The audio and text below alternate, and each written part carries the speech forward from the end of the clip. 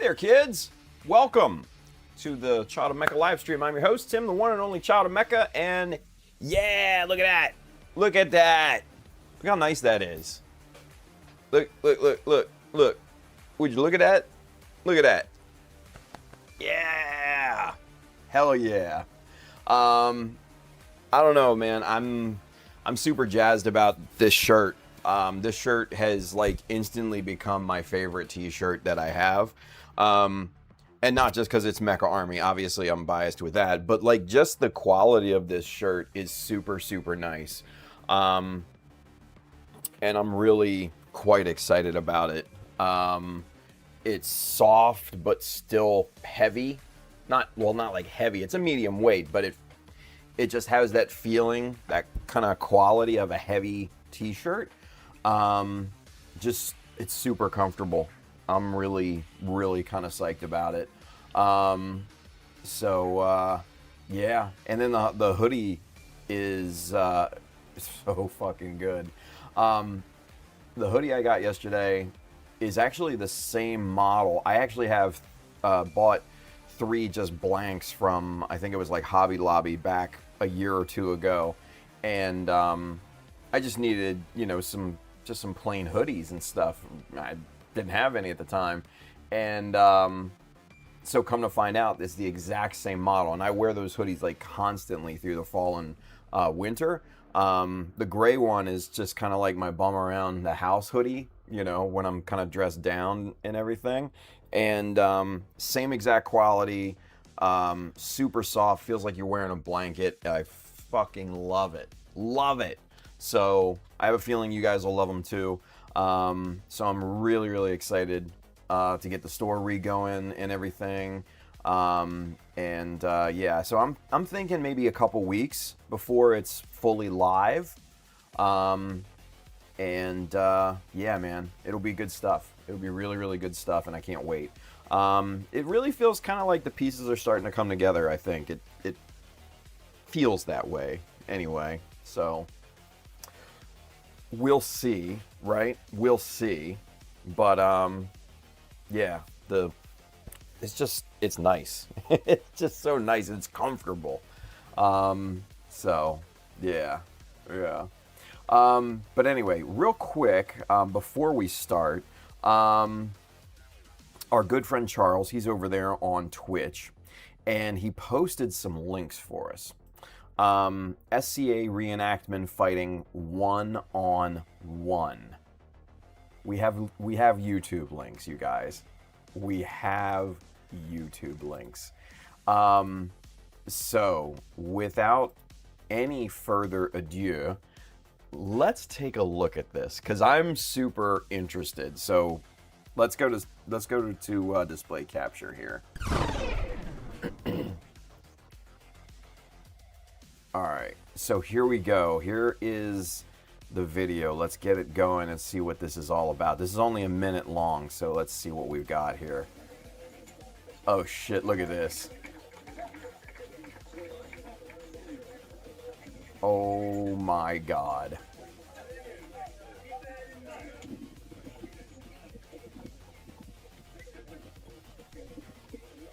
Alright, yep, bowing. Let's get it going. Come on. Let's fucking go.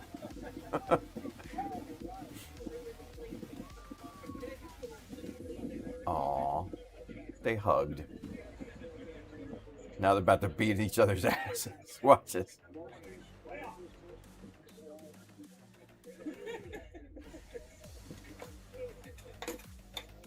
Oh man.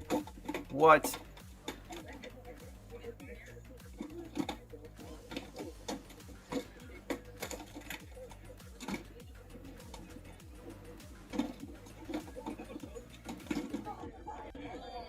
Oh man.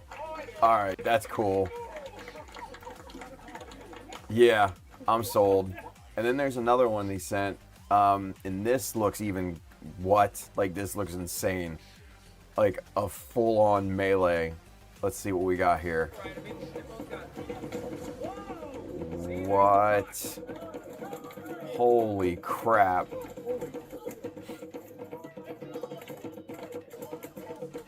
Oh my god.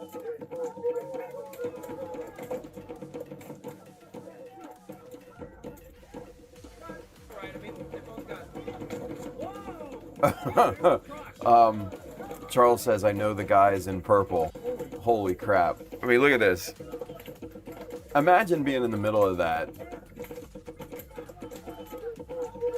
Oh my god.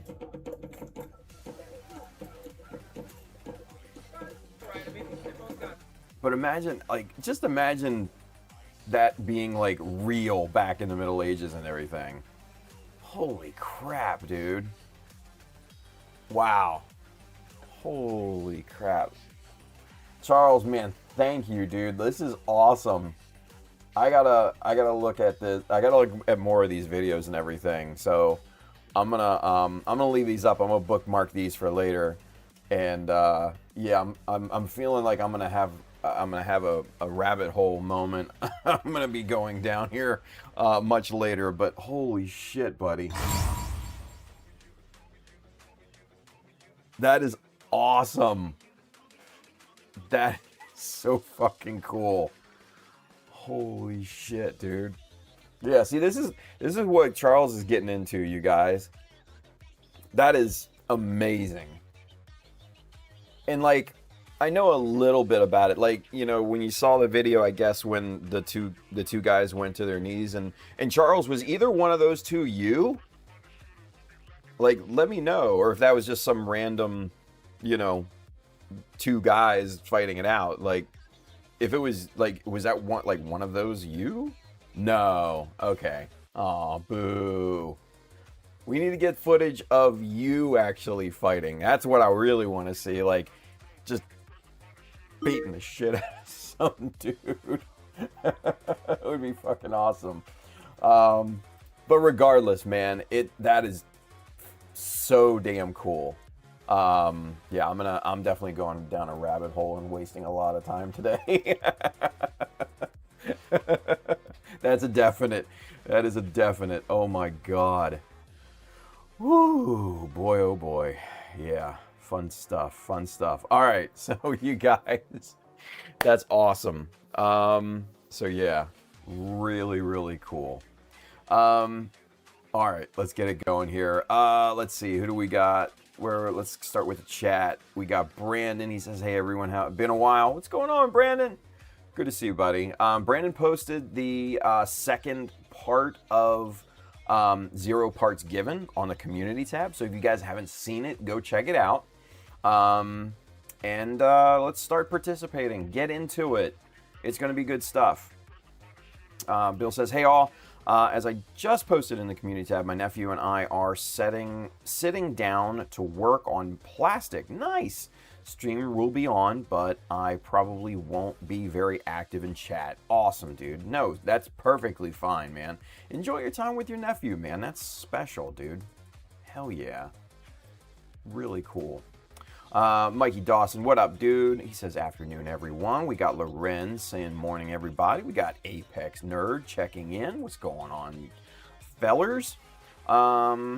Let's see. Jonathan, Mr. Gizmo, he says, shirt looks really good and heard it makes your muscles look larger. I mean, maybe for some, not for me. Let's see. Gio is with us. He says, good morning, everyone. Since there's no more basketball, I've been ordering a lot of supplies in just a few colors that I'm missing. I did an inventory of paints I have. Don't want to have extra. Nice. Well, it's always good to have extra, but yeah, no, I totally get it. Totally get it, Gio. Let's see. Gio says, I want the House of Charles to join my house and become my bannerman. Right? Oh, man. We all need bannermen, right? That is so cool. Yeah, I'm going to be very non-productive for probably several hours later while going down that rabbit hole. And it's all due to Charles. All due to Charles. And I'm not mad at it. I'm not mad at it. So, all right, you kids. Let's get into it, yeah? We've got today's stream and tonight's stream, and then that's it for the week. I'm taking off Thursday and Friday, and then Monday starts the new updated streaming schedule. So for those of you who have missed it, we're keeping Monday, Wednesday, Friday night streams the same. Nothing is changing for the night streams. Daytime streams are being cut back to just Tuesday and Thursday. Those are the only 2 days I'm going to be streaming during the day. I'm going to basically reallocate my resources and my time and everything to start, number one, getting the shop back up and running, filming actual tutorials and content and things, building guides and all that for you folks, updating the kind of membership area, and a la Patreon. Yes, I have a Patreon. I would not join it. I'm just being honest right now, because I haven't touched it in I don't know how long, and I don't know why I still have supporters on that. If I'm just being honest, thank you to those folks, but I don't know why you're still supporting and paying money on that. I really don't. But hey, I'm not going to look a gift horse in a mouth, so thank you again. But we're getting the membership area set up for everything on Fourth Wall, the site that I'm going through and everything. And so yeah, things are looking good. Things are really looking good. I'm liking it. Let's see. Apex Nerd says, sad that I can't do any model building for a period due to my accident at work. Dude, what happened? What kind of accident? I hope it wasn't like bad. What went on? Let us know, dude. That's not fun. That's not fun.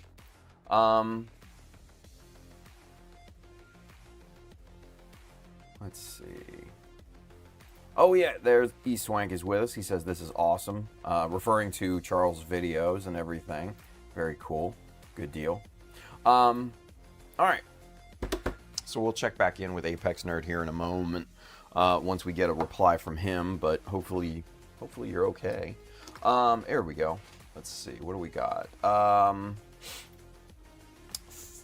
Fell on scrap metal, damaged a tendon. Oh, dude, that's fucking rough, man. That's never fun. Like tendon, like any soft tissue, like tendons, muscles, those types of things, they're never fun. I mean, not like any injury is fun, but I'm just saying, like, those are shitty. Like, straight shitty.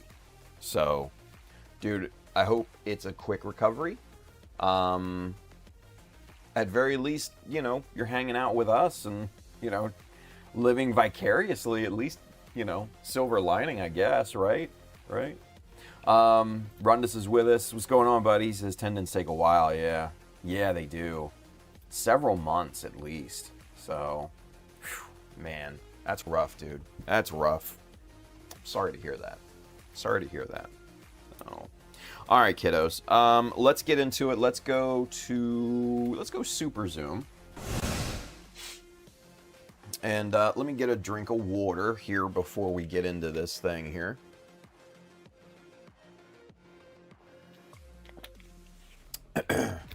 Very good. Very tasty. Here we go. All right. So, this is where we left off yesterday, right? We got all the vents and everything cut in. Those are just, I'm really, really happy with those little vent, those little vent notches there. And I just think they're going to add so much character to this part. And now, obviously, they're probably going to be covered up. If, we put this on here and we mock it up actually on the leg, they'll probably, be covered with the skirts or something like that. But, I know they're there, so that's really all that matters, right? Right. So let's see how these. Let's see how these mock up. Oh no, they're gonna actually be fairly prominent. Yeah. Okay. Yeah. All right. Not mad at that. I'm not mad at that. That looks good. Yeah. That looks good. I dig it. Yeah. So, yeah, you'll be able to see those pretty nicely on there. Pretty nicely. All right, cool. So, let's get this guy back off here and let's figure out what we're up to here today.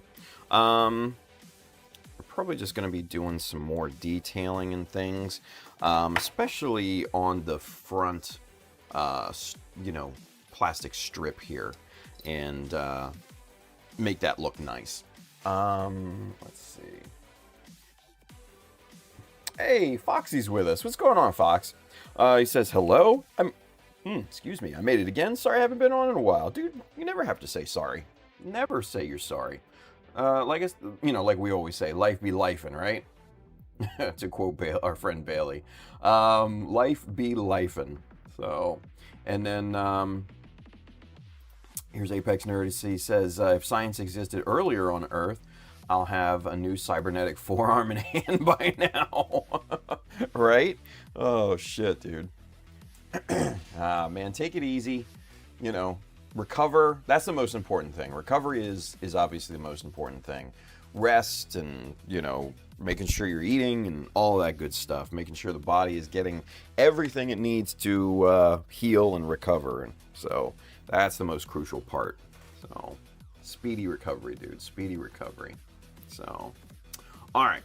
So we got these vent notches carved in there. Those are looking really good.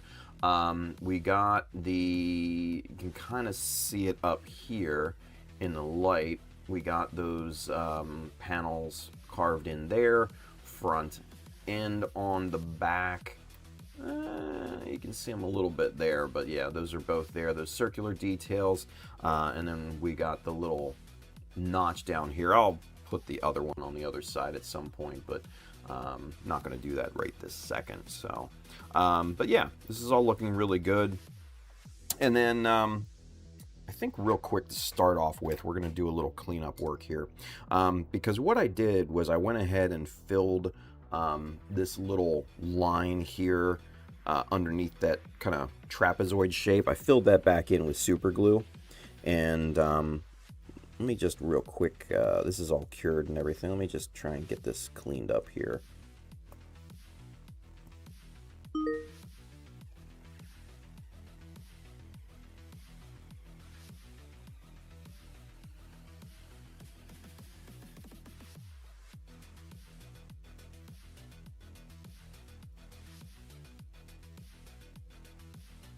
Let's see, there we go.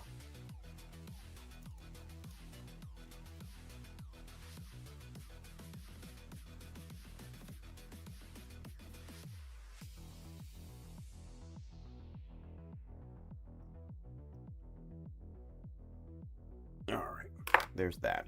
All right, let's get this sanded down. Get this nice and smooth.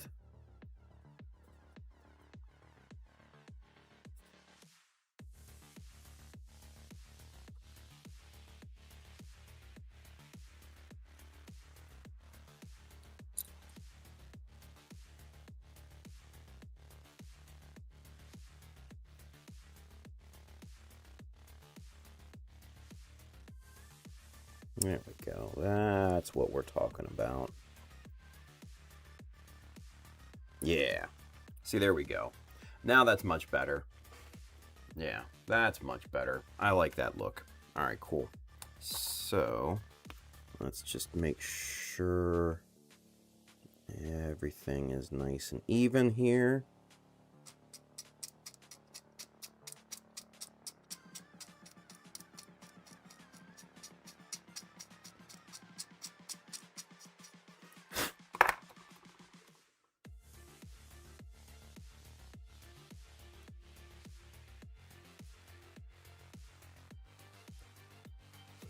God, and I gotta do this 3 more times for the other parts of the leg here. Oof, that's gonna be rough,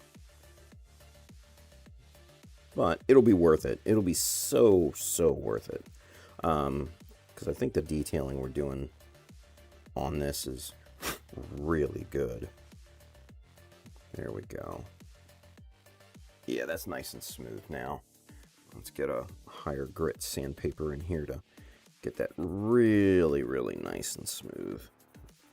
Just even everything out here. Yeah, there we go.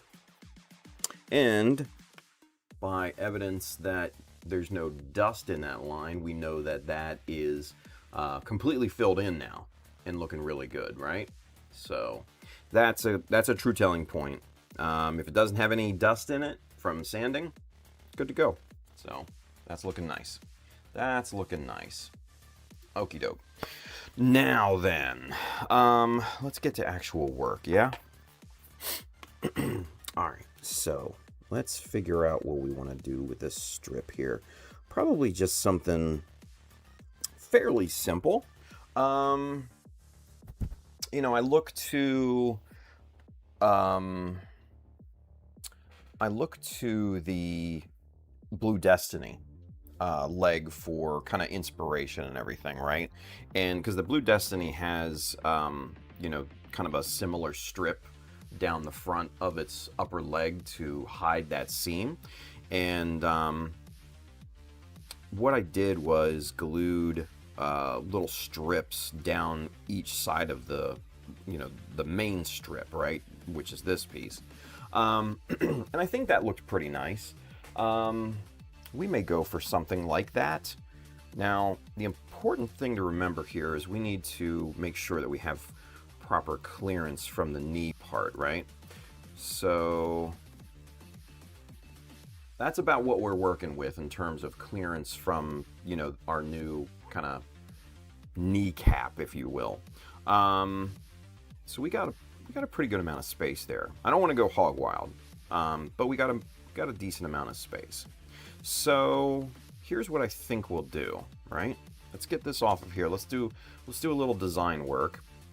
I kind of thought about this here a little bit off stream, but I'll kind of show you my idea here in a second. Let's get the pencil going here.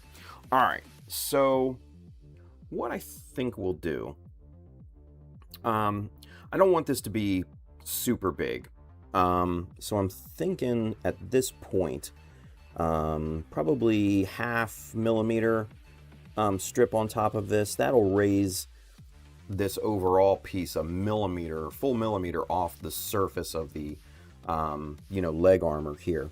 Now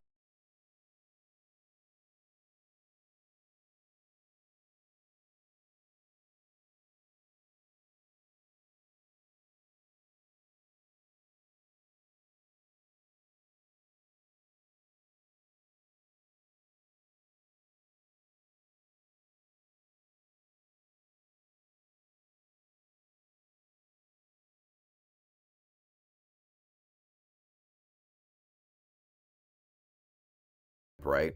So you'll have a larger section down here, and then this area in the middle will be recessed at that point, right? So that's definitely, I think, a really good start to what we're doing. You know, and then at that point, what we can do is we can put in, you know, we can put in some creative, you know, panel lines, kind of like that.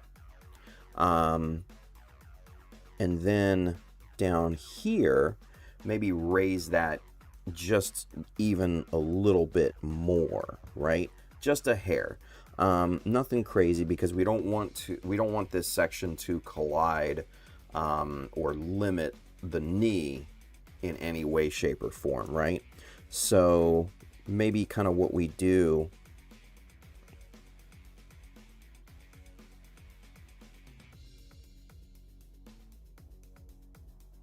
is something. Ooh, wait a minute.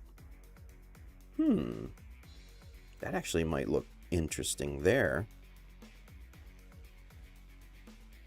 We'll move that up. Okay, cool. So what I figure we'll do, this section here will be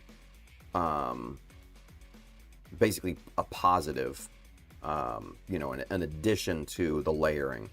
And then what I'm thinking is, instead of these two lines here being panel lines, we can just put a 1mm strip in here. So this section here, and then all of this middle section will then be recessed. I think that'll look cool. Yeah, let's go with that. Yeah, let's go with that. I like that idea. I like that idea quite a lot. All right, we're gonna go with that. So let's see what we need. Where's the ruler here? Let's do some measuring. So we're gonna need, what, about 4? Yeah, it's a 4mm strip. So right here.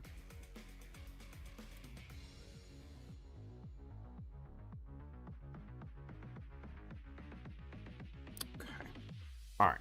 So we're gonna need the chopper here. Now, this is 4mm strip already, so we can use this as a spacer. Get all the crud off of the blade from previous cutting. We're going to use that as our spacer. Get our stop block in here. Get that set.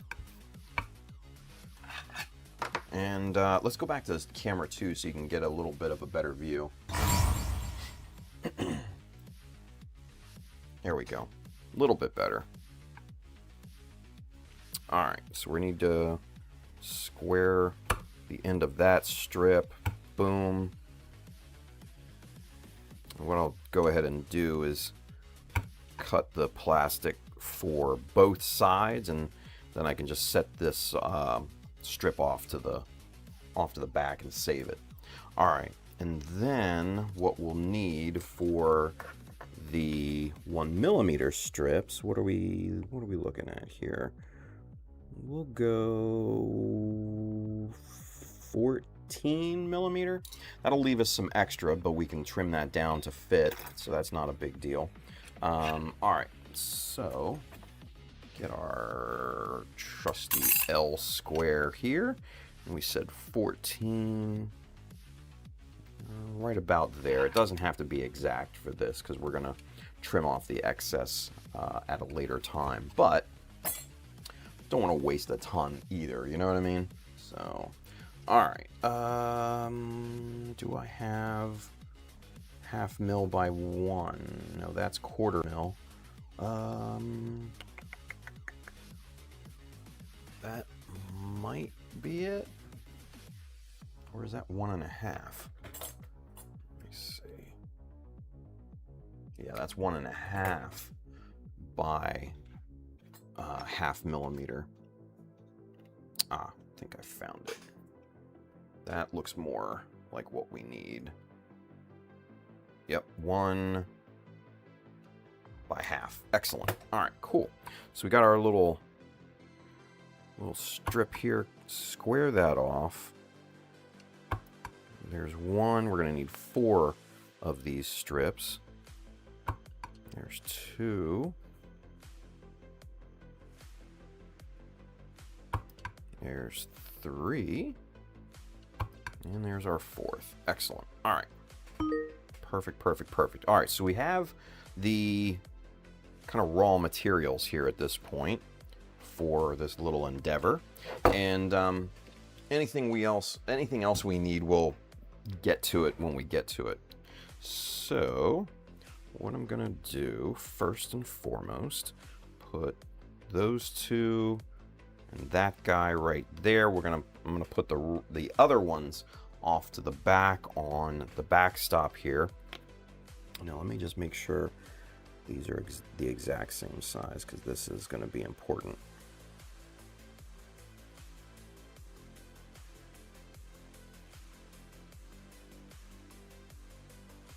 Yeah, okay, cool. That looks good. Perfect, perfect, perfect. All right, so we'll save the other parts for a later date. Now then, we're going to put the little strips off to the side. We need to get this guy adhered first.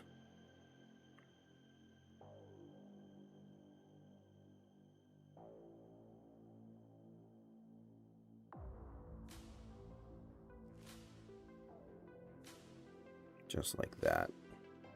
Yeah, this will look nice. All right, cool. So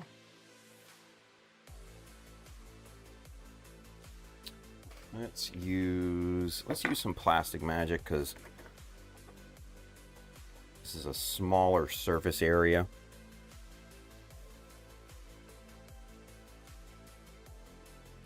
There we go. And I'd rather have a little bit more time to get this thing properly placed and centered, you know? So here we go.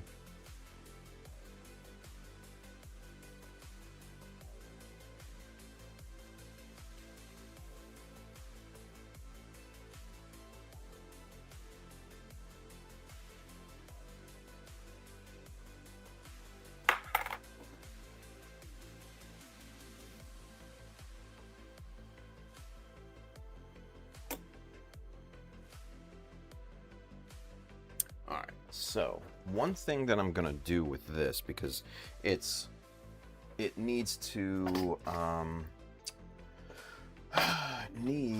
what it really needs is, here we go, is a clamp. So, for this, we're gonna use that little guy, little paper binder clip. We're just going to put that right on the front of this thing, where we need it, where we need a little bit more pressure, because the back is looking good, but there's a slight curve to this. So we're just going to leave that kind of as is for a few seconds here until that glue starts to grip onto that plastic and meld the two, you know? So, yeah. All right, so while we're waiting on that, let's catch up in the chat here real quick. Let's see. Geo says you can contact Cyberdyne for the robotic arm. Terminator 2 reference. There we go. Brandon says, okay, I'm back. Haha, did Tim mention pricing on the hoodies? I want one. That is still TBD.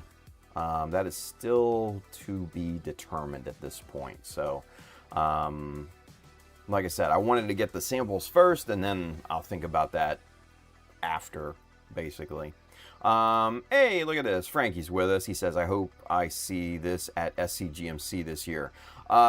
Sadly, Frankie, you will not. I don't have money for SCGMC, dude. You know, being fucking unemployed and everything. It's just not in the cards, unfortunately. So, yeah, it's not going to happen.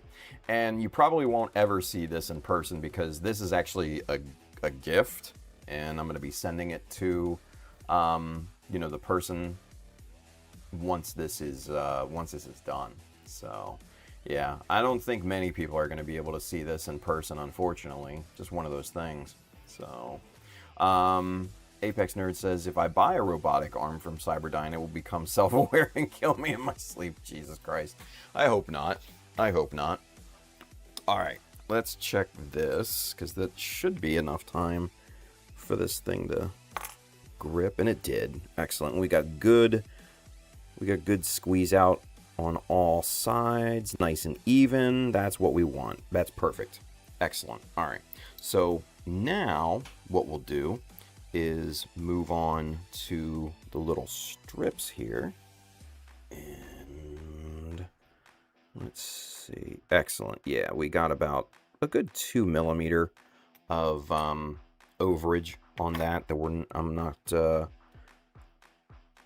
I don't need to kind of concern myself with in terms of, you know, gluing and all that. But first things first, we're gonna put the curve into this thing to make sure that it sits right on the piece. There we go. That works. And now, let's get some glue. Ooh, that's too much.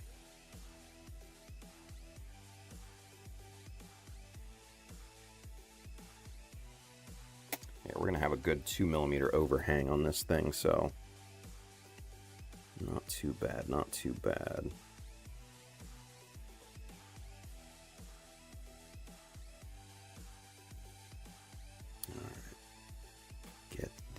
Alignment in there.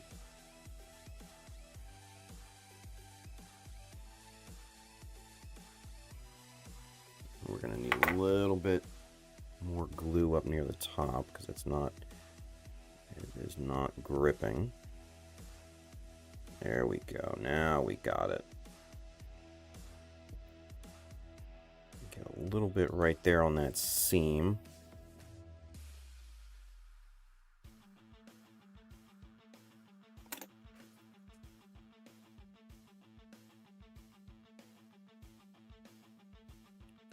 There we are. That's looking good. That's what we want. We want just that little bit of squeeze out.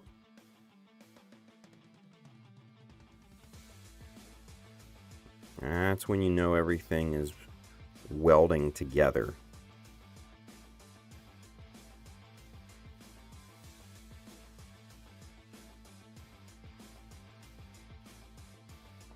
Nice. Nice, nice, nice. All right, good deal.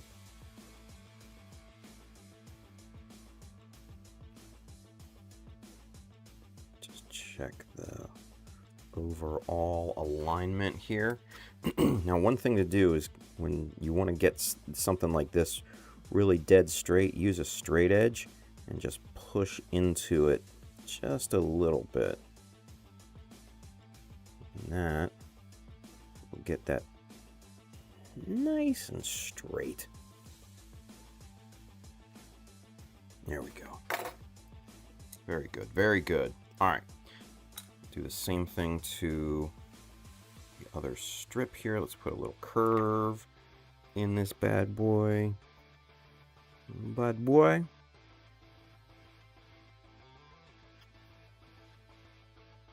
There we go. Very nice. All right, same thing, same thing.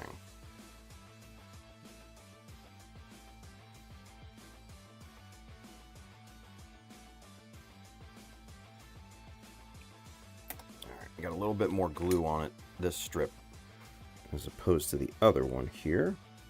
Hopefully that helps us out a little bit.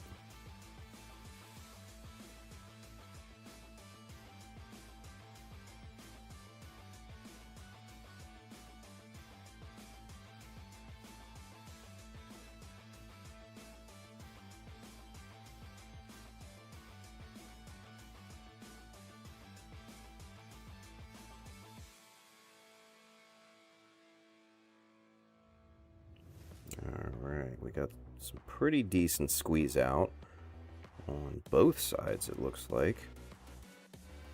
That's really good.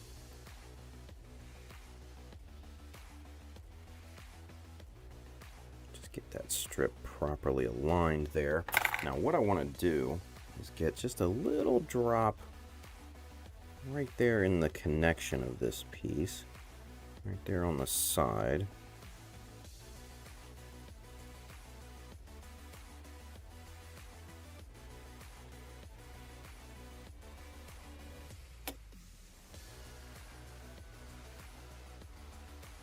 Get these strips in this plate kind of welded together. And we'll end up having to sand this thing down so it's all nice and smooth and looking like, you know, one solid piece here in a little bit. But obviously placement comes first here with this, and making sure everything is nice and straight and looking good. But yeah, so far that looks pretty damn nice. Pretty damn nice. So, alright, good deal. Alright, let me get caught up in the chat here while we wait for this to cure a little bit here. Let's see.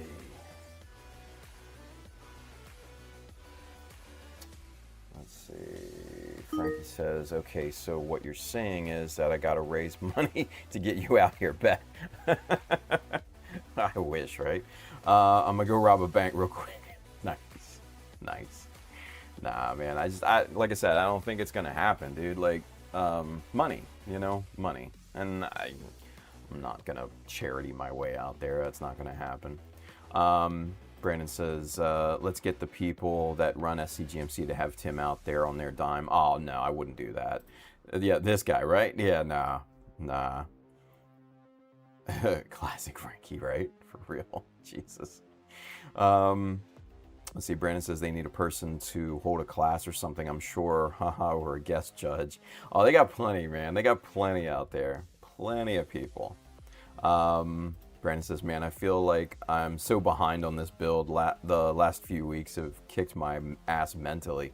Dude, I'm sure, right? You've been going through a ton, man. So, Brandon, be gentle with yourself, buddy. Be kind to yourself, man. You know, yeah, don't sweat it.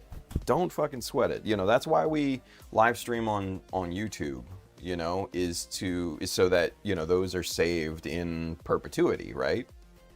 So you can always go back and watch the old streams and catch up. So don't worry about that.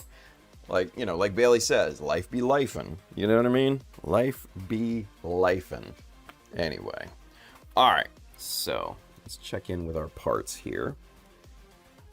Do a little test lift. All right. Yep, those are not going anywhere, so those are good to go. All right, so let's get these clipped a little bit so there's no accidents. There we go. I'll trim the rest up with the hobby knife here in a little bit. Now, it's all still very, very soft there, so not a big deal. Obviously one of the drawbacks of working with, you know, a cement-based glue is that you gotta fucking wait for it to cure, right? Unlike super glue, where you can add a little kicker, a little activator, and you're off to the races. But c'est la vie. All right, we're gonna put that off to the back. We're gonna let that cure. I'm gonna move on to the back part here. We're gonna do some stuff with that.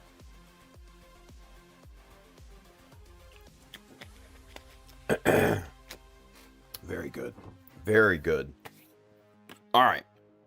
So, this is the back cover, the cowling for this section here, right? And it basically goes on there to cover up, you know, the end of the hose there. So, what I went ahead and did, because this had these molded in details. Let's go super zoom.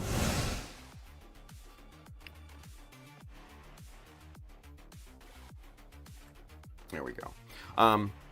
Like I said, this piece had these molded in details. Went ahead and filled those in with plastic strip. Even those out. Those are all nice and clean. Leveled the surface here because there was a slight curve to it, and didn't like it. So I flattened that out, so that's nice and even here for us now. Design wise, what do we do with this thing, right? What do we do? So let's figure this out. Now, what I'm thinking, we've already kind of established an aesthetic design language for some of these parts. And what I mean by that is, like this part right here, this kind of, you know, octagonal rectangle, right? That's a, you know, prominent feature on the inside of the lower leg armor. And then we kind of repeat that same shape here on the flappy bit of, you know, the shoulder here. So that kind of shape, that again, design language is something that is common or a pattern now. And I think what we can do is repeat that on the back here in terms of especially covering in this, kind of pre-molded hole there, which I fucking hate. So I think we'll do something, along those lines. Now, not necessarily to the point of just, covering it with a piece of plastic, right? A little bit different, just a little bit. And I think, where's the other leg? Here it is. Let me see what I want to do. Let me see how this is going to be on when it's attached to, the rest of the body here. Let me see.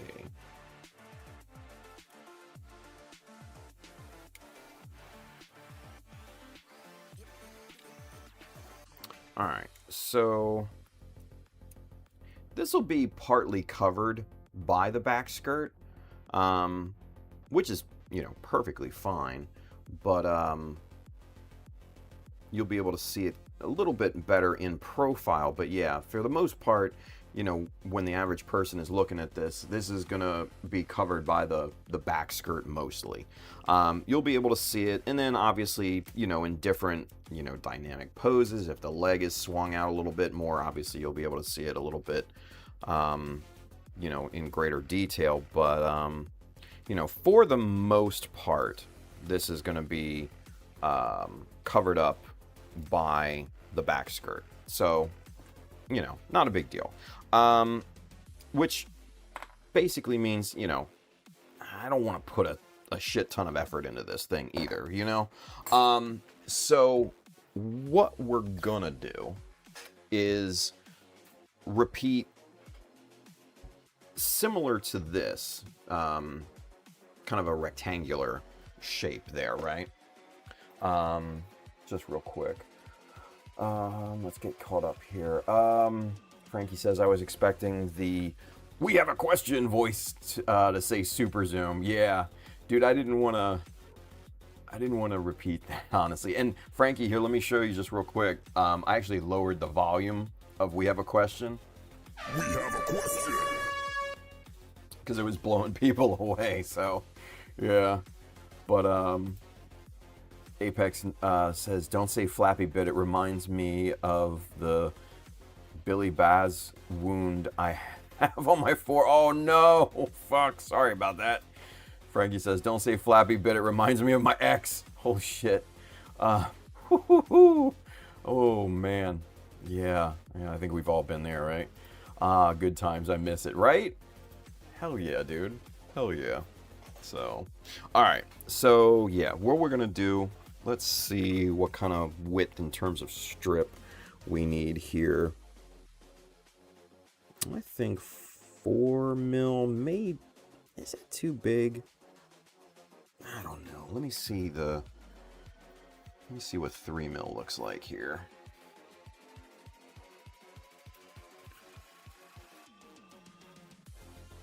Nah, let's go 4. Definitely 4. All right. That's an easy decision there.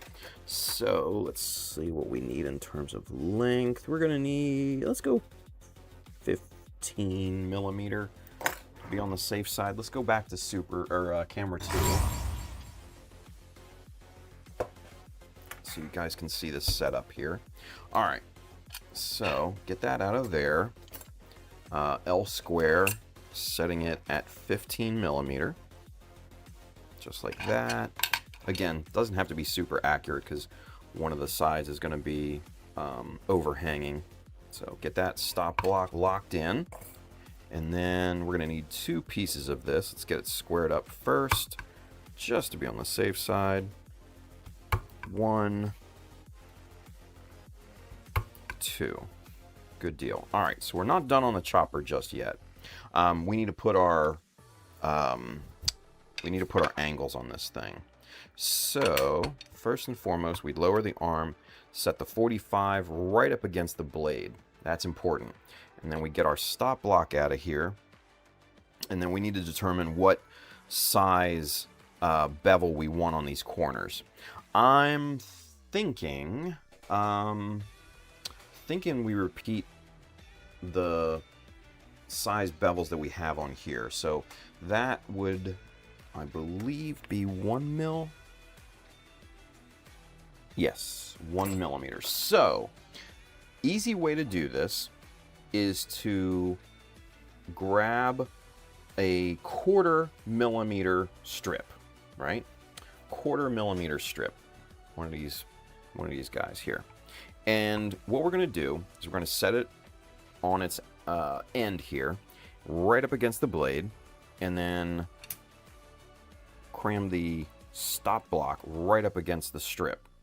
Now, what'll happen is, since this is going to be cut at a diagonal, it actually doubles the width in terms of the amount that we're going to cut here, right? So I'll show you. So now this, let's go with super zoom and I'll show you much better than that. All right. So now this beveled corner is now 1 millimeter in length. So the width, or the I should say thickness of the plastic strip, and the space now between the blade and the stop block doubles that at a 45-degree angle. So now that's a 1 millimeter bevel. So we're going to do the other side here.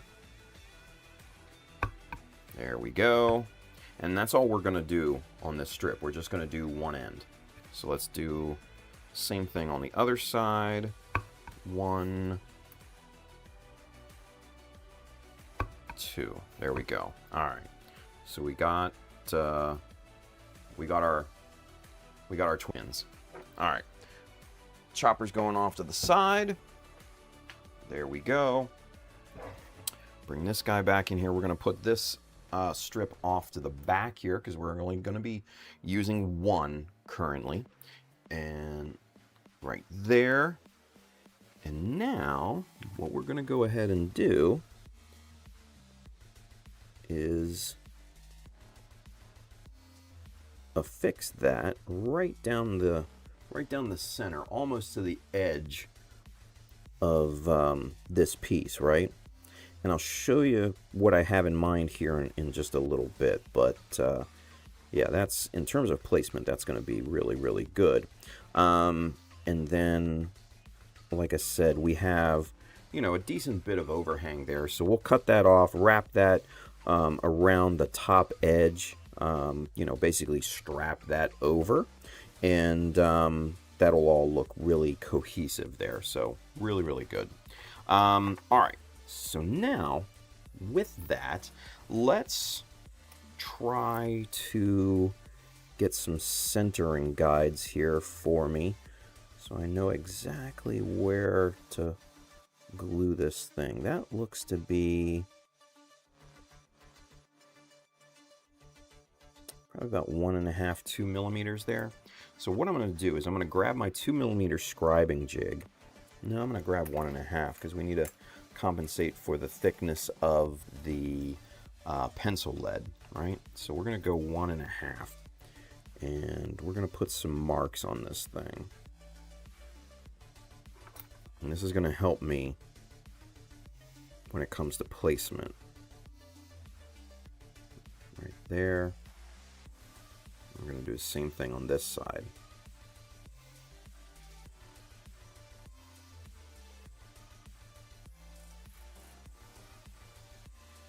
Alright, see, there we go.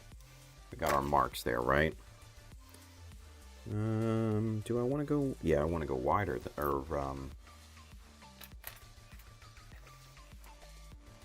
Let's see. I might have to remark this at 1 mil. Just so I can get a proper alignment here, because it seems that those lines were now then underneath of the strip. We don't want that. Like I said, these marks need to be helpful And there we go. Very good. All right, that's perfect.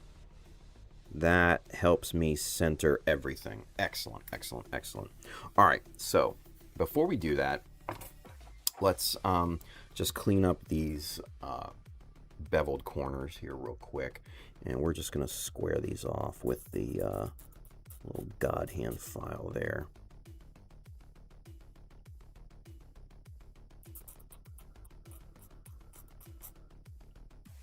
There we are, nice and square. Because the chopper has a tendency to taper the cuts and everything. It's just an inherent thing with the with the chopper. So that's good. It's just good practice to square everything up and make sure everything is straight on those edges and everything. So, all right, let's get this in the tweezers there. We're gonna actually use super glue this time. And like I said, the placement guides will help me when it comes to gluing this piece in place. All right, let's get this spread out a little bit better here.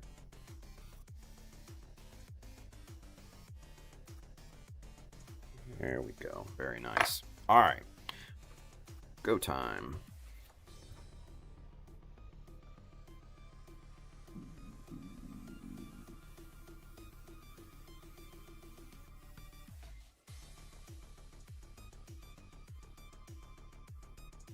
There we are.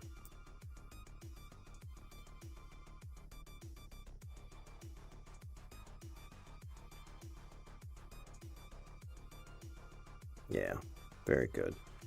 Very, very good. All right, we need to get the excess glue out of that corner while we can, just to make things easier for us. There we go.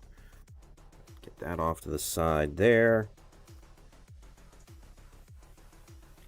Get that good and pressed into place. We'll activate the glue here in a second with a little kicker.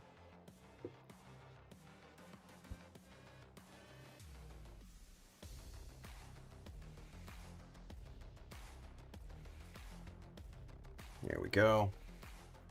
Sweet. All right, give that a second to dry. Let me get caught up here real quick. Question from Brandon. We have a question. He wants to know, are motorized or moving parts allowed for GBWC?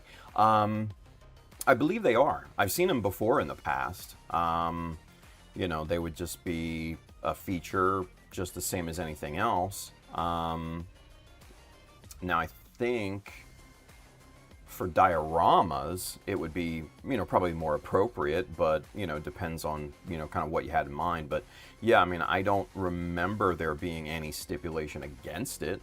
But, you know, I would check on, you know, those Gundam guys or, you know, the SC. Oh, for GBWC. Never mind.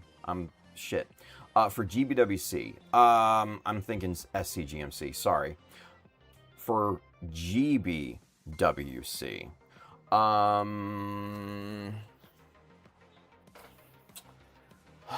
that's a good question. I do not know the answer to that, Brandon. I would try to find the rules. Go onto the GBWC website and see if they have the rules and everything. And see if there's anything with that. I don't remember seeing anything in the updated GBWC rule set about, you know, motorized or moving parts. You know, people have had, you know, like screens and stuff. Obviously that's different, but, you know, these are kind of add-on, you know, things, you know what I mean? So, yeah. Apex Nerd says, miss what, Frankie? The flappy bit? There you go. We have a question. There you go. Yeah, it's good old times, right? Sheesh. Apex Nerd says, good idea for my Cherno Alpha model, Brandon. Yeah, right? Dude, the Cherno Alpha is so fucking good. Such a good design. It's so different. It's awesome.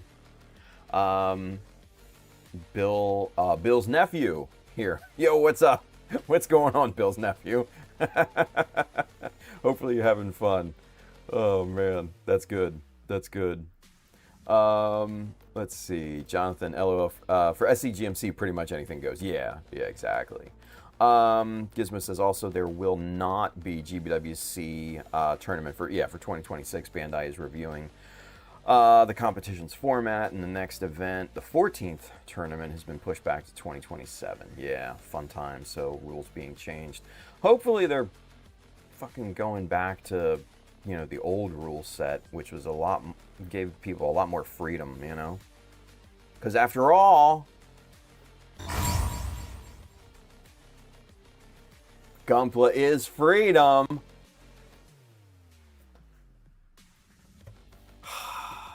Fucking GWC, man. Andrew says, afternoon all. What's going on, buddy?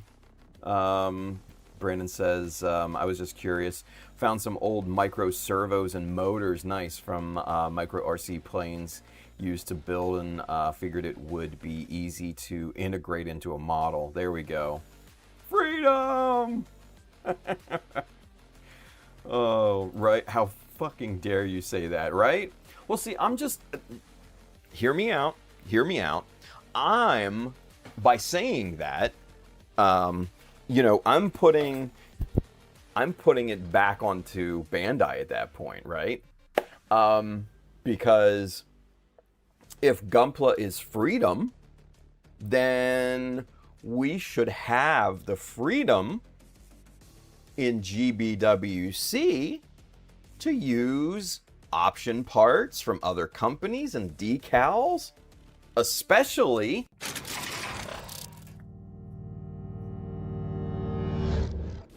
right? Come on. It just makes sense at that point. So we reverse, we Uno reverse it and put it back on them. See? Frankie, there's a method to my madness here, buddy. I'm always thinking strategically. So, yeah. Always strategic. Always. Let's see, Apex Nerd. Or make my new hand. Nice. Runda says, it's a saying that's really taken out of context, isn't it? Dude, it really, really is. Yeah. And that whole thing has been so bastardized, it's not even funny. He says, you of all people can't say that. I say it strategically, Frankie. I say it strategically, buddy. Andrew says, not much, Tim. Just trying to remember if I saved any of the plastic centers from receipt paper rolls. Interesting. They'd make an easy adapter for adding a Gatling to my half cannon idea. That's interesting.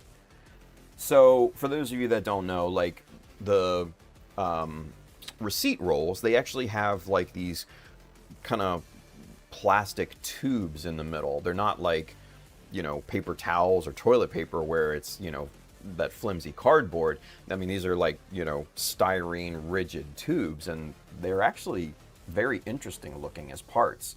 So that's a great idea. That's actually a really, really good fucking idea, Andrew. And it's funny enough because that actually ties into the new Zero Parts Given chapter that Brandon just posted, because it's basically finding kind of everyday items, household items that you can use for detail parts. So that would actually tie in perfectly. So, yeah. Interesting. Frankie says, mind you guys, I said Gunpla is freedom at GBWC 2019 and Tim basically slapped me in the back of the head. Aw. I don't remember that, Frankie. Mikey says, from what I heard, Gunpla is freedom unless you're a snap builder. Ooh. Frankie says, so I was about to go take a nap. Left your stream on low on my PC. I was about to fall asleep. I got up early, and then all I heard was Tim say Gunpla is freedom, and boom, there goes my sleep. It rocked you awake, huh, Frankie? Oh shit, he says I'm exaggerating. You yelled at me. Oh, okay, so that I remember. Yeah, that I remember. Nah, I mean, for those of you that, don't understand the animosity toward that saying, the Gunpla is freedom saying, it gets overused. Number one, it gets overused. Number two, it's been bastardized, like I'd mentioned before. And what a lot of us find is that it is used as a crutch or as an excuse for, sloppy work, basically. An example, someone on like Facebook groups or something like that, they'll post a model and, they'll be super proud of it and everything. And then somebody will be like, oh, well, hey, constructively, hey, well, maybe you could do this or maybe you could do that. You missed some nubs here, clean up your panel lines, trying to help. And, basically a person would say, oh, Gunpla is freedom, meaning that, oh, I don't have to do that. So it gets used a lot in that type of scenario. Another thing is like when it comes to weathering or something like that, it'll be, either just crazy out of scale or way, way overdone, something like that. And somebody will give, pointers in how to improve it for next time and be like, oh, Gunpla's freedom. Like, yeah. It gets used as a crutch, it gets used as an excuse, and it's just not great. So that's why there's a lot of animosity toward that particular saying. So, yeah. Frankie got rocked like a, oh man, used and abused. Aw. Brandon says, perfect, working on a post for that. Found a few old photos of a pen cap I made something random with a few years back. See, there you go. There you go. Let's see, Bill's nephew here, and use plastic shaving with glue to make plastic cover up. Yeah, what is it? Sprue glue. Yeah, there you go. I'll be honest with you, Bill's nephew, I'm not a huge fan of sprue goo or whatever, just because it takes forever to dry, you know what I mean? But if you're not painting, then yeah, it's a great thing. If you're not going to be painting the plastic or painting the piece or whatever, it is an absolutely perfect way to cover up seams and stuff like that with the same color plastic and all that. Absolutely, yeah. I guess it has its uses. I just don't use it myself. Let's put it that way. But yeah, still good call. Mike Dawson says, the weathering I did on my Delta way back in the day was way overdone, but it was my first time doing weathering. Yeah, see, there you go. But see, that's the thing. When it comes to the saying Gunpla is freedom, when people kind of throw that out there as an excuse, they basically are, diverting blame, or honestly diverting responsibility. And I shouldn't have said blame, because blame was not the right intention. Diverting responsibility, I think, for learning, and progressing. And honestly, just taking, constructive criticism too, right? So, yeah, a lot of people that are kind of thin-skinned throw that out there, oh, Gunpla's freedom. But is it? Like, come on, dude. And I think Kawaguchi even said that that saying had been bastardized or, taken way too far and all of that. So, as we learned yesterday, he got in some heat by saying that snap builders were not like real modelers or something along those lines, which was news to me. So, but again, it's Kawaguchi, so I don't know. Wouldn't surprise me because he hasn't been in the limelight for a long time. So, Tetsujin, what's up, George? He says, Build Fighters itself kind of changed their position on Gunpla's Freedom. First season, it was all about building better models. Second season, it was more about passion for Gundam. I mean, yeah, the spirit of the saying, I totally agree with, right? Because it is, you do have a massive amount of freedom in terms of what you can do to your model. And how creative you can get, as opposed to other modeling genres, which are very straight-laced, very strict in the expectation of the finished piece. You know, if you're building a tank, right, the expectations for that final piece is that it looks like the tank that's in real life, a real-life representation. You know, colors, details, all that. Where with Gundam, and sci-fi more in general, you know, you do have a lot of creative freedom. You know, you can pick and choose your color scheme. You can do crazy modifications like we're doing here, right? There's a lot of freedom to it. So, you know, in the higher echelon of the meaning of that phrase, yeah, I totally agree with it, 100%. Gunpla is freedom at that point, freedom to get creative and kind of flex that you know, creativity muscle a little bit. So, yeah, excuse me. Jonathan says, LOL, I remember when Build Fighters Try was airing and people arguing about the line, know your place, snap fit was a big thing. Yeah, and I from what I forget who it was yesterday who mentioned it, but evidently Kawaguchi, like real life Kawaguchi, kind of got in some heat by saying something almost similar to that.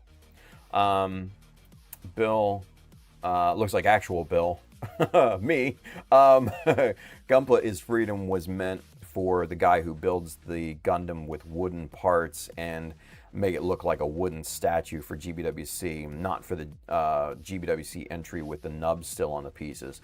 Oh, fuck yeah, dude. Okay, so let me kind of translate here. So if you guys remember my good friend Win, Mr. Win I'm Ong, Paint Pusher on Facebook and other places, he was the one, he won World GBWCs, I believe in 2017 maybe, with his piece, I think it was called Another Late Night, and it was basically this diorama of a guy making a model and then a wooden wing Gundam coming out of that.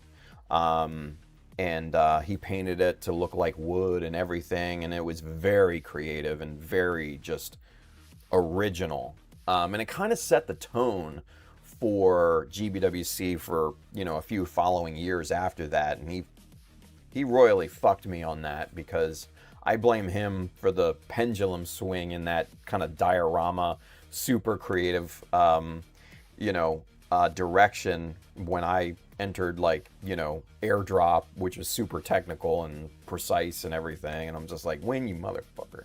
And, you know, mind you, I jest and I kid with him, and, you know, I've told him straight to his face that he fucked me over, but nah, it's all good. But yeah, so that's kind of what Bill was referring to, as opposed to a GBWC entry that, yeah, has nubs on it still and everything. So yeah, for that type of thing, yeah, dude, Gunpla is freedom. When you go super creative, when you go into the deep end, you know, and really flex that creative muscle, yeah, that's, I think, who he's saying that phrase is more kind of geared toward, right? So, yeah. Mikey says, I wonder if that comment was aimed at Josh's Sinanju he entered into GBWC that one year. It looked so good without it being painted. Yeah. Oh my God, right? So, for those of you that don't know or don't remember, Josh Dara, one of my good friends from Australia. He entered GBWC, I believe it was 2017. I know it wasn't 2016 because I was there that year. Yeah, I'm almost pretty sure it was 2017 that he entered his Sinanju. Completely unpainted, raw plastic. And he just amazingly knocked it out of the park. Obviously, he went to GBWC with a completely unpainted build. And Kawaguchi himself even said, yeah, don't come back to GBWC without a painted build, because like one of the 3 judging categories was paint. How are they going to paint, or how are they going to judge a build that's literally not painted? So yeah, now mind you, Kawaguchi, from what Josh was saying, was joking with him, but still, just goes to show you how superior his build was that year because it didn't have any paint. Just awesome, just awesome. Jonathan says, I'm going to become the first Gundam rivet counter you watch. There you go. Bill says, and yes, that was a US GBWC winner who went to Worlds, but there were still nub marks. Yeah, won't mention names, but Tim was roasting him for it. Yeah, there's a history there. I'm not gonna go into that, but yeah, it's unfortunate. Matt Havoc is with us. He says, hello all, how is everyone? We're doing good, man. We're doing good. Check out the tee. Yeah. Oh, it's so comfy. Like I'm literally going to rock this all day long. And we got the represent on the sleeve. Yeah, it's really, really good. Really good. So, Andrew says, sigh, I need another Uma Lightning Gelgoog. Ooh, good luck, buddy. From what I understand, those are hard to come by nowadays. Beautiful model, but hard to come by. Matt Havoc says, nice. Yeah, hell yeah, dude. All right, let's get back to this. We should be cured up with probably both parts now at this point. We still got over a half hour left, so we're in really good shape at this point too, in terms of timing. Let's go back to Super Zoom. All right, here we go. And yeah, that's good and solid on there. Excellent. All right, cool. So now, let's clip off the extra bit there. Flappy bits. Hey-oh. For Frankie and Apex. All right, so we need to get the edges and corner areas clean here. We got a little super glue on the surface here too, so we're just gonna trim that away. There we go. Very good. Yeah, nice, nice, nice. All right, so when cleaning up the super glue that's squeezed out here on the edges, I like to first go in with a horizontal cut like this along the surface that the piece is glued to, right?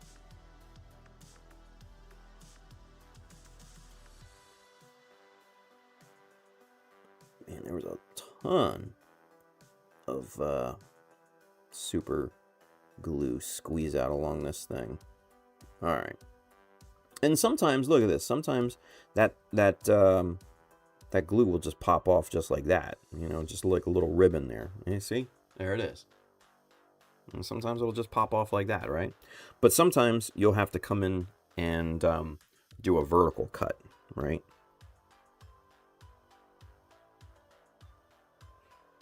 And even if it came off, it's still always good practice to come back and just make sure all surfaces and corners are nice and cleaned. So that looks pretty nice, just like that.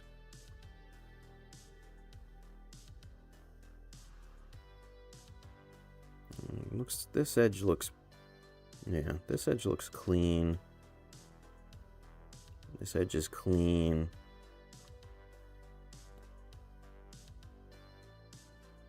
Just a little right there on that beveled edge, but otherwise clean. All right, cool.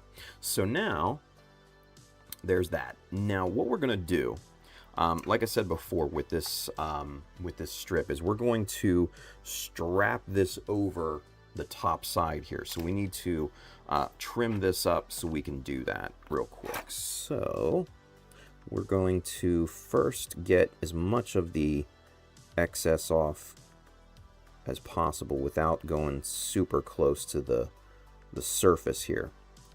And that looks to be good. Now, what we're going to do, get my hand positioning back on camera here.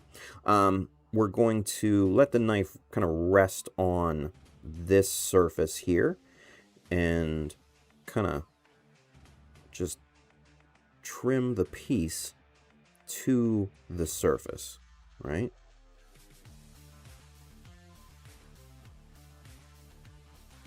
And you just want to be very slow, very deliberate with this process here. And you're probably going to have to do it a few times just to get, just to get everything nice and even.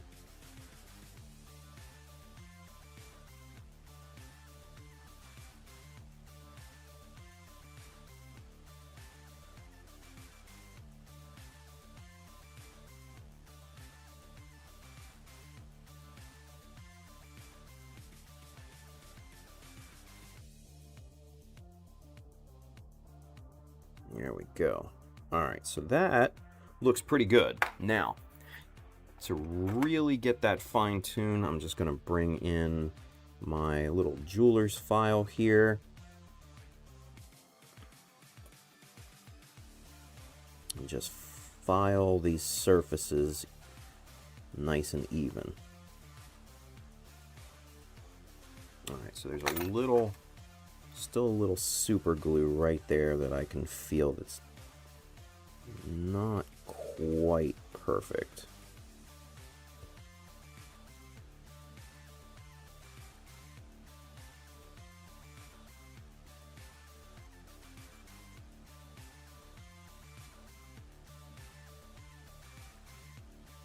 There we go. All right, just another quick file.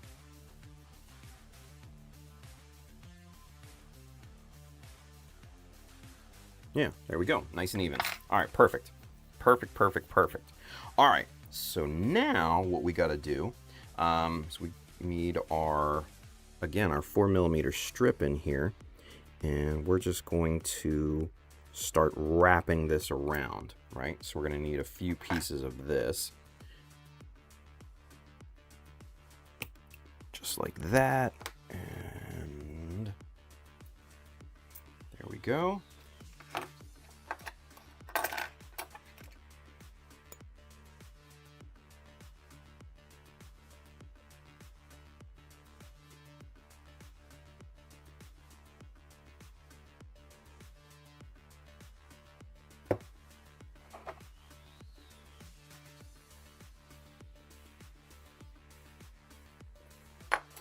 Okay, we're just going to place this right in line with our other strip and lay that down nice and even. There we go. Yeah, perfect.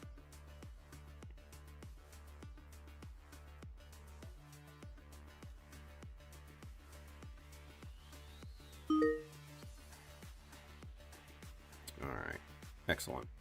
All right, so let's kick this.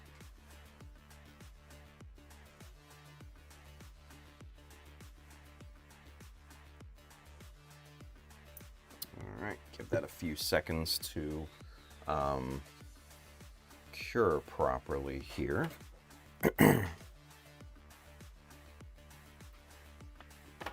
Okay, get a drink, and then we'll get back to it.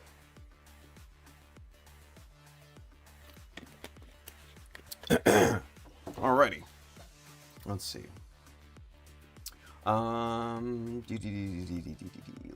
Let's see. Mike, gotta head out later. Mikey, take care, buddy. And Andrew says, yeah, they are. But the parts on it might be the best way to build the legs for a master grade Goof flight type. Yeah, that's true. But man, you're gonna be paying for it and you're gonna be hunting for it. There's no doubt about that, but it'll be worth it. It'll be worth it. So, all right, so this is looking good. Now again, what we'll do, trim off any excess here.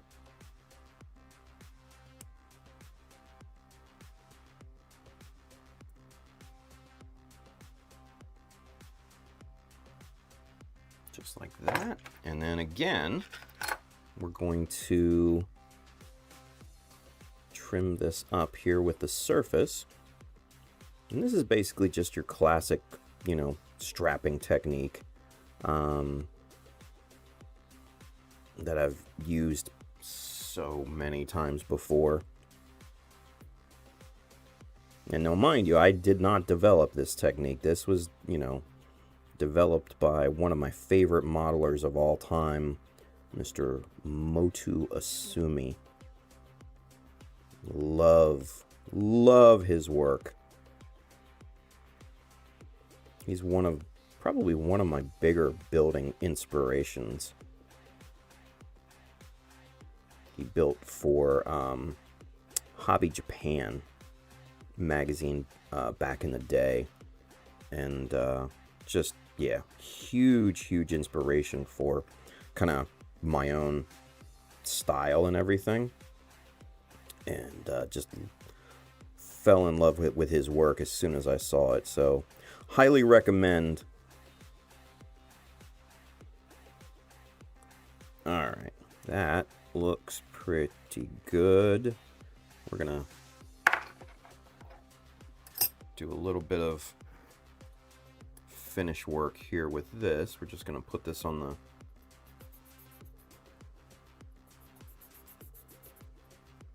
little God hand file and just even that up.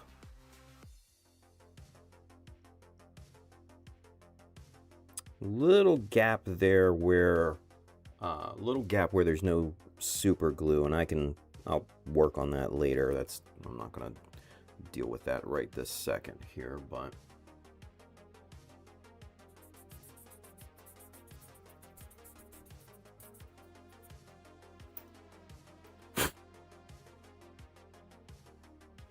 yeah, that just makes a super smooth job.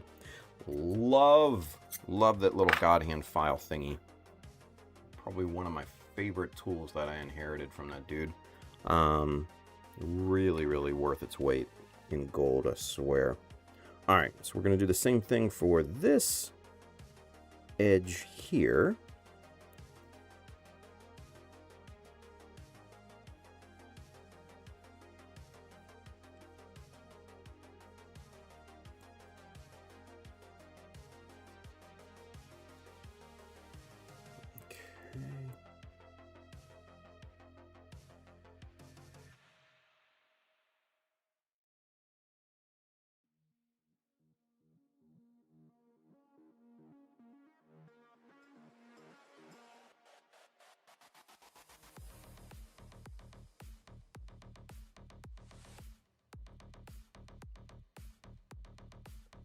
All right, that looks pretty good.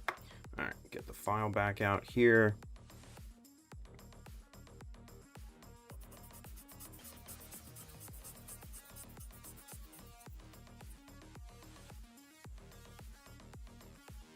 Very nice, very nice. All right, perfect.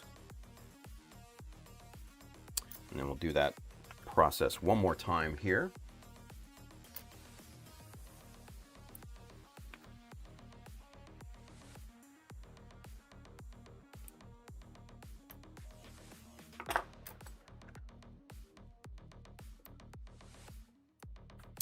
Get the super glue cleaned off the jaws of these tweezers here.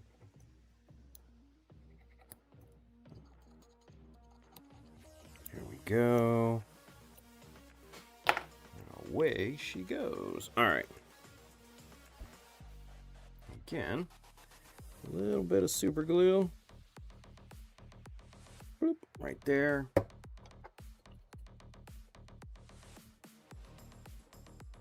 A little bit more.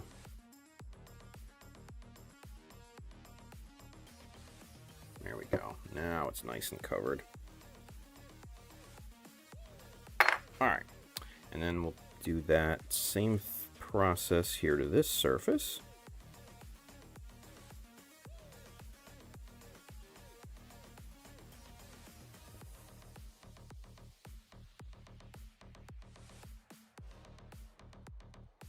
Just make sure we have proper alignment here. Yep, that looks good. Get that pressed into place. A little kicker.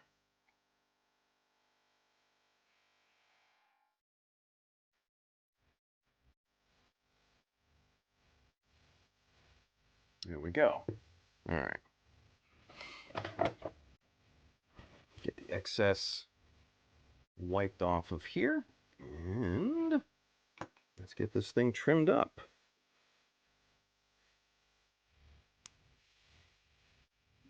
All right. So this will be the easiest easiest surface to clean and trim right here, this kind of bottom side. We just need to just trim it down.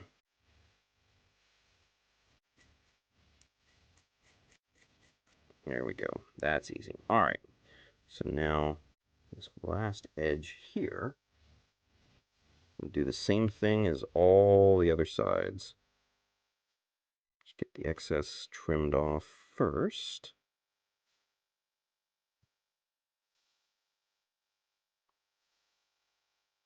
And then start to trim the plastic along the surface of the previous strip here.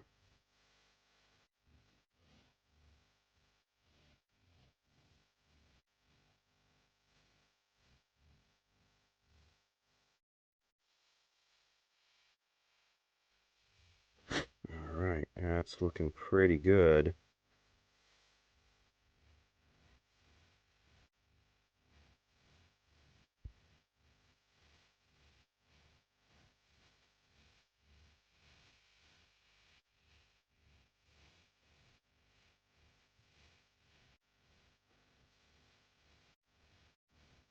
Okay. Let's just get that cleaned up here.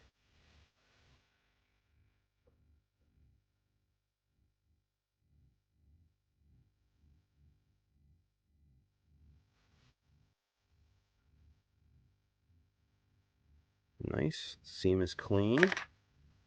And angles look straight. And there we go.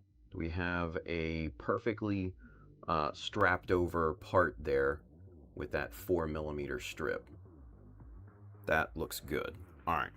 And then mock that up here on the leg, and you kind of see what that looks like there, right?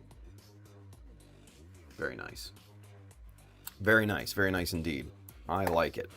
Cool. So, where did the other leg go to? Where did I put that part? Oh, there it is. All right, cool. Let me check to see how this glue looks. Let's see if it's still gooey. Yeah, well, still a little gooey. Still a little gooey.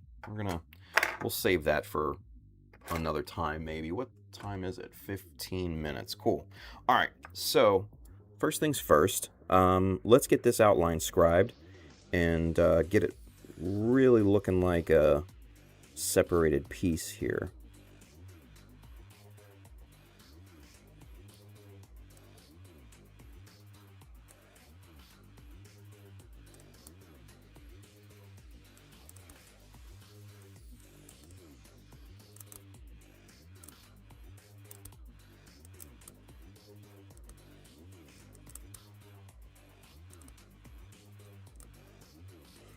Now this outline scribe, when you do plating or, you know, this strapping technique or whatever, the outline scribe is really gonna sell the illusion of this piece being separate, you know, a separate part,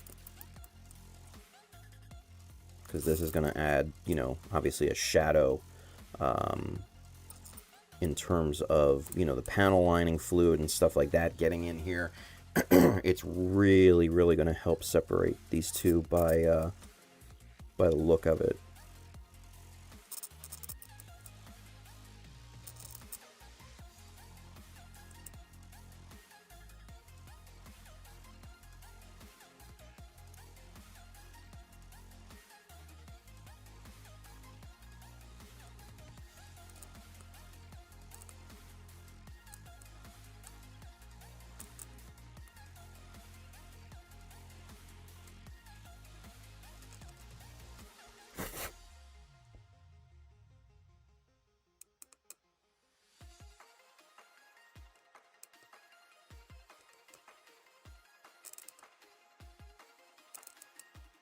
Okay.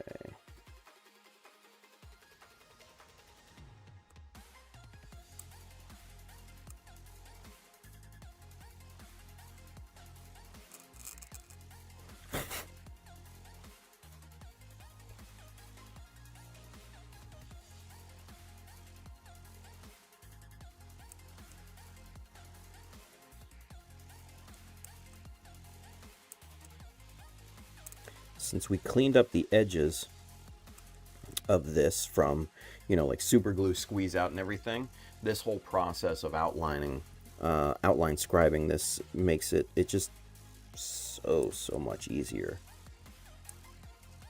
because your chisel can just ride the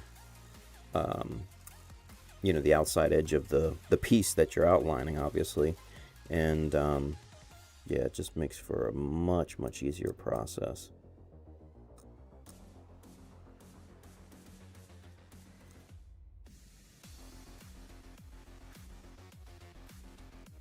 Now I'm just gonna make sure this corner right here is nice and clear. There we go.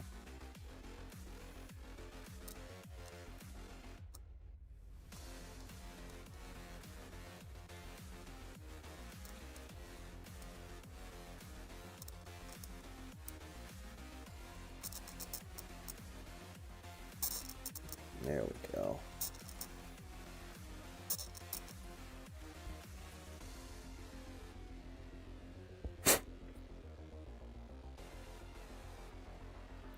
Alright, just this last little bit to do.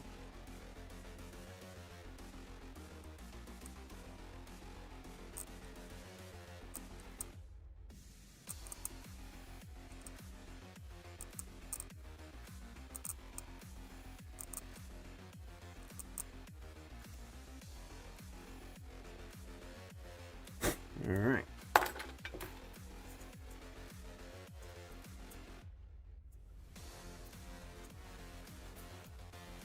Very good.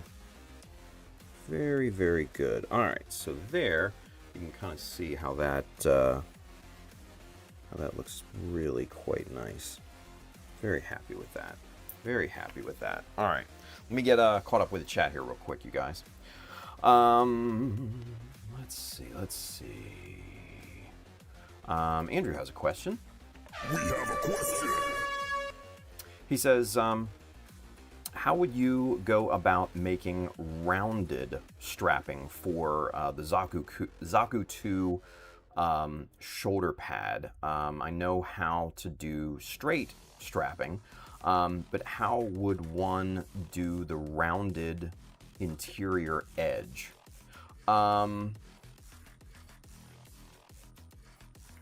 So for that, Andrew, you'd probably, oh boy, let me see.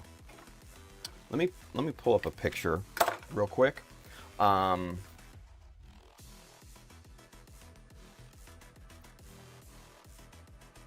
second here.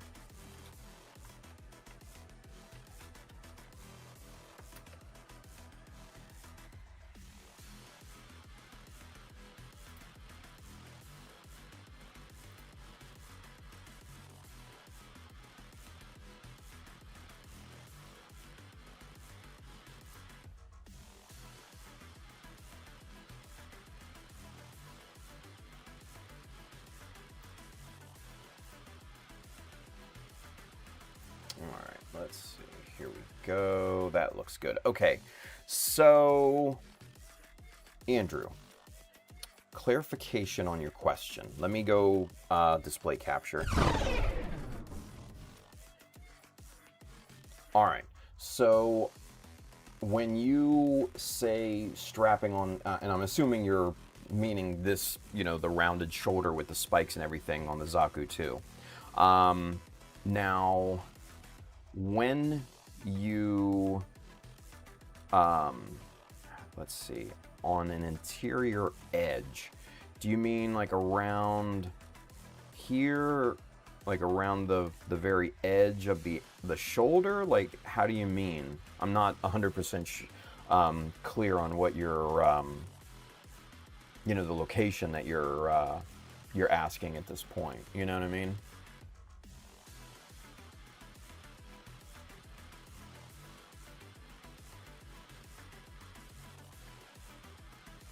Yeah, I mean, Bill has a, yeah, exactly, Bill. Strapping on curved surfaces needs to be, use thin plastic strips, super thin. You can layer them for thicker straps as well, yeah.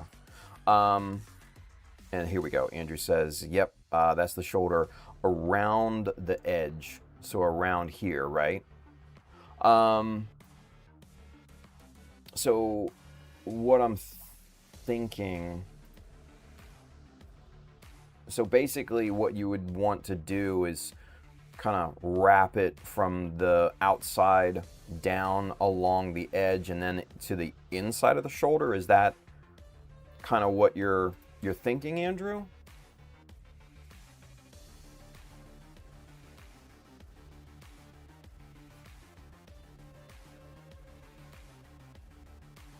While we kind of wait for a response here. Excuse me.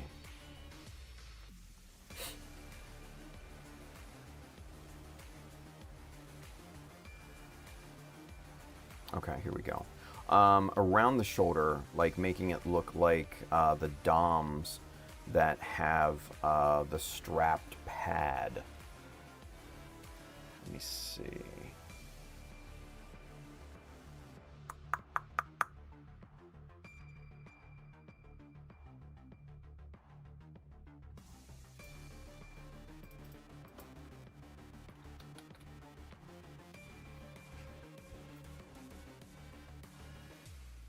Oh, kind of like this?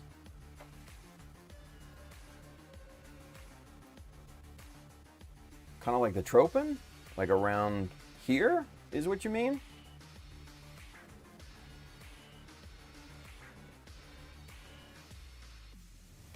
Yeah, okay. All right, so yeah. All right, cool. All right, so what I would do, let me go back to the Zaku. Okay, so definitely a lot more complex, right? Because you're dealing with curves and everything here. I've seen guys do stuff like this, especially some of the Japanese builders, and they get crazy with it. What you're gonna end up having to do is make a template out of tape, right? Let me kind of get back here. Let me demonstrate what I mean. Let's go camera 2. I think I have, yeah, I do have a Zaku 2 shoulder, I think right here. Yeah, here we go. All right, so I got a Zaku 2 shoulder. I'll show you what I mean here. All right, so here we go. All right, Zaku 2 shoulder, right? Good to go. Take some masking tape, bigger the better, right? And this is very just shit masking tape, so don't be surprised if it rips. Yeah, and it just did. Fucking garbage. Garbage ass tape, I swear. Anyway, I'm just gonna rip off a piece and kind of show you, just demonstrate. So basically what you're gonna need to do is you're gonna need to lay down you know, a thick piece of tape like this, right? And you're going to want to try and work this into all of the curves without without these wrinkles. Kind of see the little wrinkle there. You want to try to avoid that as much as humanly possible. You may have to make a relief cut if you find that that's happening a lot, and then you can, you know, put another piece of tape over that to hold it together and everything, right? So basically just try to work that, and I'm just going super quick here, so obviously I'm making a freaking mess, but you know, you kind of get the point, right? So you got your masking tape on this thing, and now what you want to do is kind of, you know, draw out your line where you want the layering to be. And this is more layering. I wouldn't necessarily call this, you know, strapping per se. But and I'm, like I said, I'm going super quick here. I'm not being very accurate. Yeah, draw out your pattern, right? And you know, you definitely want to mark your edge here too. But you know, the edge doesn't really matter. I'd cut it a little proud of the edge, so then you can, when you get this glued on here, you can go back and clean it up. Right? I'm just being super quick. But basically, there's your pattern for your piece, right? You know, and you can kind of get crazy with it. You know, you can be like, oh, I want a bevel here and a straight drop line there or something like that. And, you know, maybe I want to do the same thing, you know, up here, or do something kind of crazy or whatever. I don't know. It's all on what you want to accomplish, right? And then gently peel that off, place that piece of masking tape on a sheet of plastic, cut that out carefully, especially the inside corner. The inside corner is going to matter the most, and any, you know, obviously end cuts that you need to make. I would not cut this in very thick plastic, though. I would cut it at probably at most 0.5 millimeter. If you got to layer it, you can. But in terms of just forming the, you know, the strip onto these curves, it's going to be a bit of a chore, right? Obviously, the thinner the strip, the better. So if you want to use 1/4 mil or something like that. But yeah, basically, you would set your pattern, and you just, boom, just strap that shit right around there and all that. So that's basically what you would do. So, yeah.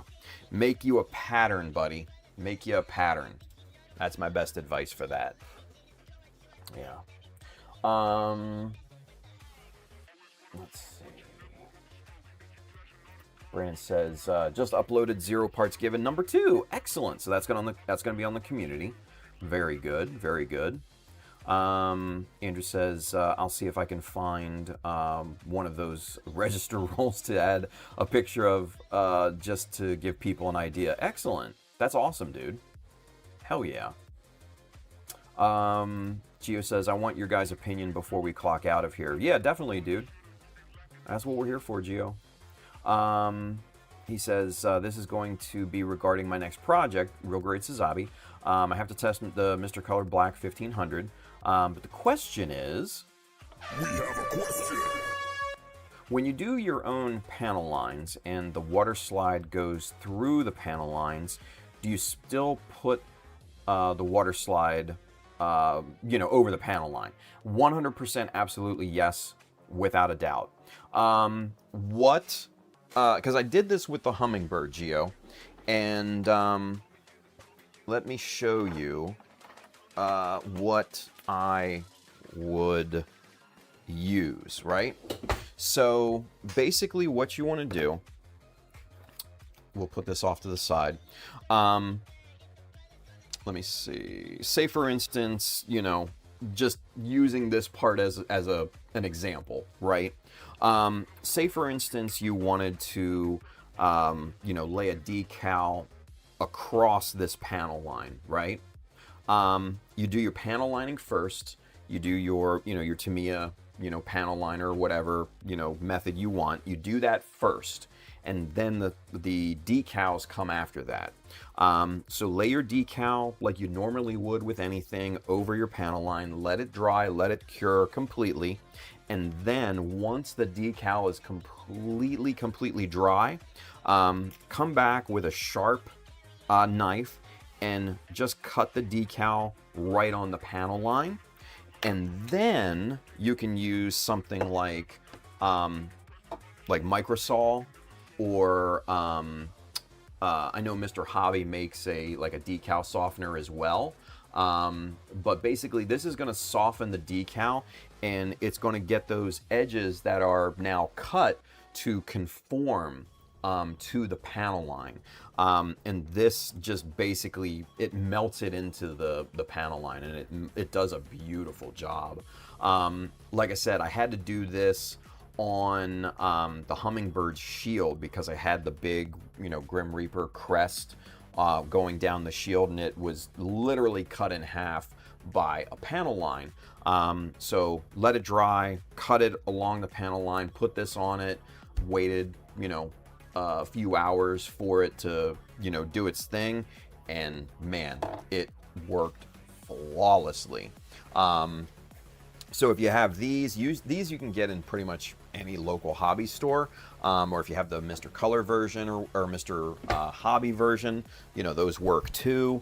But that's going to be the way to go with those types of things. And getting that decal to really just melt in there and just blend perfectly. So yeah, excellent question. Excellent fucking question. Brandon says, when I did decals in the past that had to go over a panel line, I held the decal where I wanted it and cut the decal where it intersects the line. Then applied as two decals. Yeah, dude, I think you overcomplicated it, Brandon. By laying it down as one piece, it takes any error out of the equation, right?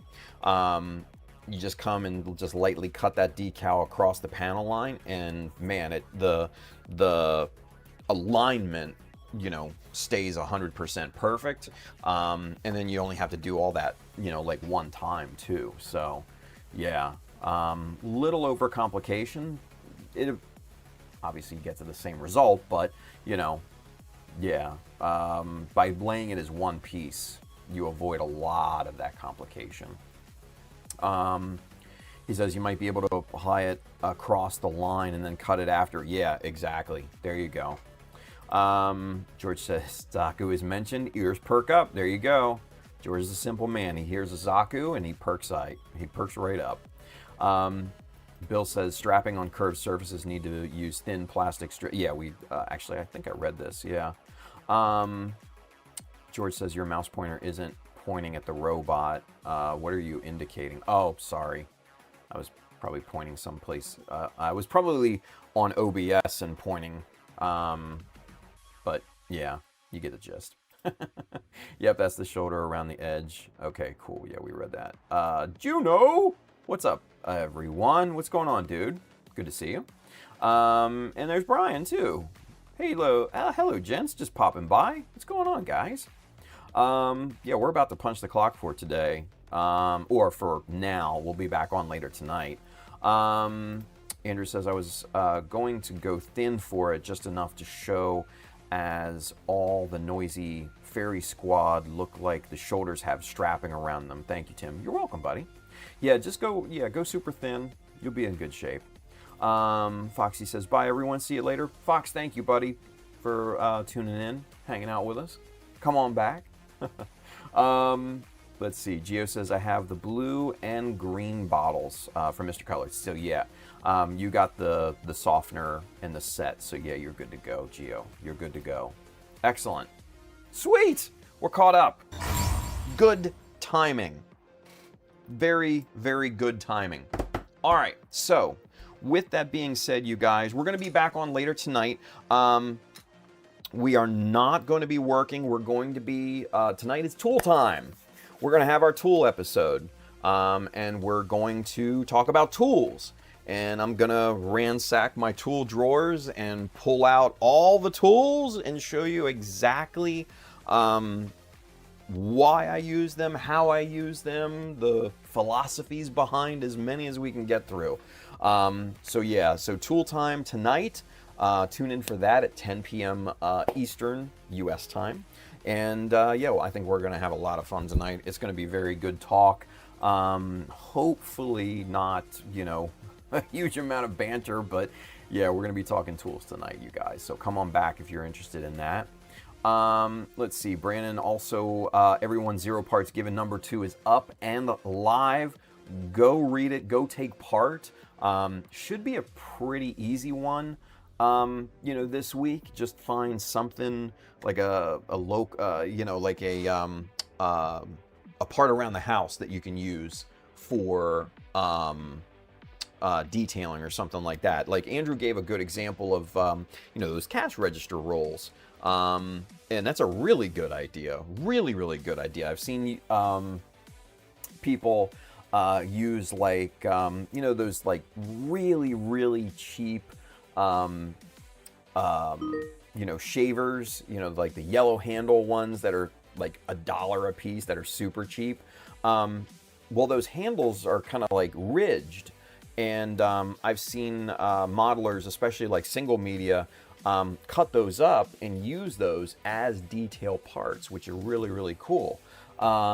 He uses a ton of that type of thing in his builds, and very, very creative on that side. So yeah, man, come on and participate in 0 parts given. It'll be fun. It'll be fun. Matt Havoc says, I hope everyone has a good afternoon. Might be back on tonight, man. Come on back and hang out with us. Eastwank says, hell yeah. Andrew says, woohoo, tool time with Tim the Toolman Harkins. There we go. Brandon says, uploaded my photos of my pen cap thruster. Nice, dude. Bill says, okay, folks, my nephew and I are off to eat lunch. Good luck, all. Bill, thank you, buddy. Enjoy your time with your nephew, man. So, all right, kids, we're going to cut it there. I'll be back on, like I said, later tonight. We'll do tool time and have some fun. You guys have a wonderful rest of your day. Be safe out there. Build something cool. And, yeah, stay tuned for the end credits. I'll see you tonight. Bye, guys.